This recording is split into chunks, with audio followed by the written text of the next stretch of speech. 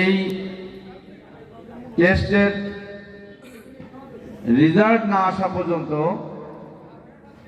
আমরা যারা রোগী আমরা বিচলিত থাকি। আমার রিপোর্টের মধ্যে, আমার ব্লাড টেস্টে, আমার ইউরিন টেস্টে, আমার ইসিজি, আমার যতগুলো টেস্ট আছে এই টেস্টের মধ্যে কি রিপোর্ট আসলো, আমার কোনো বড় ধরনের কোনো সমস্যা হয়েছে কিনা, এই পেরেশানিতে আমরা থাকি কিনা।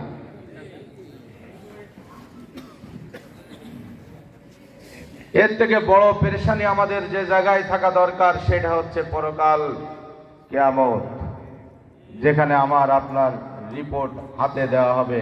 ডাইন হাতে না বাম হাতে? সেই রিপোর্ট যখন আমার হাতে দিয়ে বলা হবে বিসমিল্লাহির রহমানির রহিম, ইকরা কিতাবাকা কাফা বিনাফসিকা ইয়াউমা আলাইকা হাসিবা। আজকে তুমি তোমার আমলনামা পাঠ করো, এই আমলনামা পাঠ করার জন্য তুমি যথেষ্ট। আমি কি জানি আমার আমলনামা কিভাবে তৈরি হচ্ছে? প্রতিনিয়ত আমার দুই কাঁধে দুই ফেরেশতা কিরামুন কাতিবিন আমার রিপোর্ট লিখছেন। আমি কোনটা ভালো কাজ করছি, কোনটা খারাপ কাজ করছি। খারাপ কাজ করার পরে বাম পাশের ফেরেশতা একটু সময় নেন যে আমার বান্দা তওবা করে কিনা, ফিরে আসে কিনা, তার ভুল বোঝে কিনা। আর ভালো কাজ করার সাথে সাথে ডান কাঁধের ফেরেশতা দ্রুত লিখে ফেলেন। এই অবস্থা কি আমি আপনি জানছি? কি লিখলো জানি? ফিরে ফেলেন। তাহলে কিয়ামতের ওই কঠিন ময়দানে হিসাব দেওয়ার আগে আমার নিজের হিসাব নিজেকে একটু যাচাই বাছাই করা দরকার কিনা।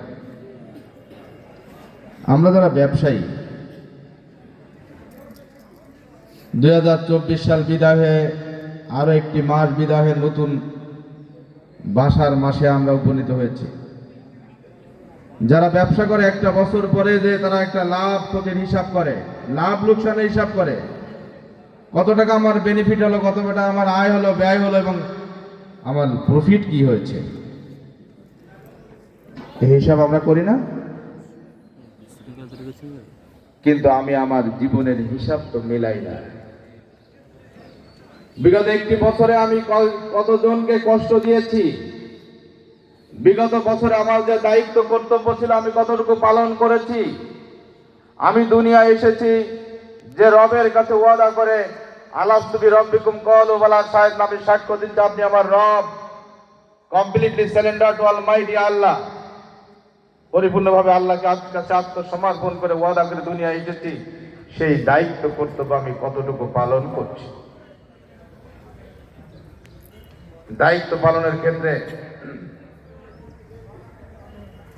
আমাদের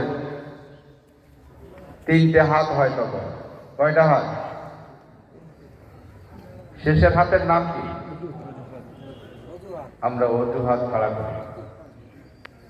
যখন বলা হয় আজকের প্রোগ্রামে ওখানে যেতে হবে, আমার ছেলে অসুস্থ, আমার মেয়েকে নিয়ে আজকে স্কুলে যেতে হবে, আমার স্ত্রীকে নিয়ে হাসপাতালে যেতে হবে,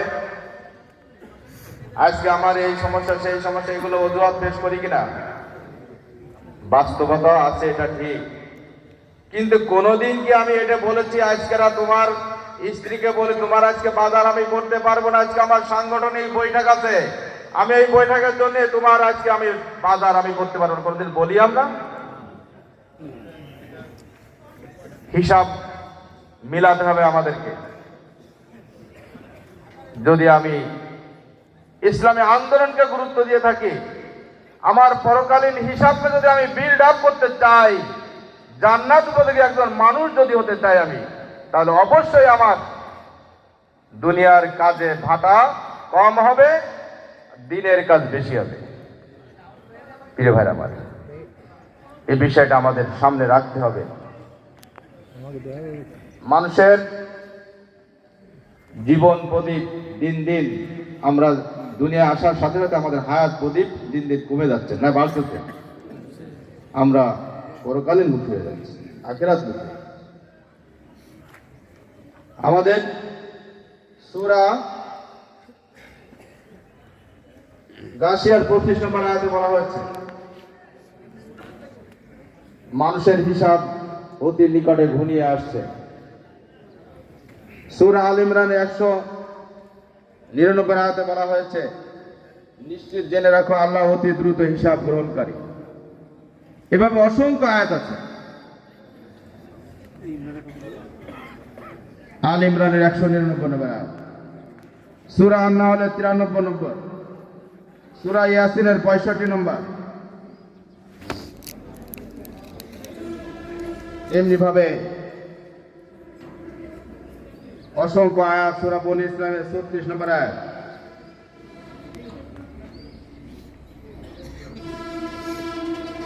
অবশ্যই তাদের কান, চোখ ও অন্তরকে জবাবদিহি করতে হবে। কিয়ামতের দিন হিসাবের সময় যখন আমার মুখে টেপ মেরে দেওয়া হবে,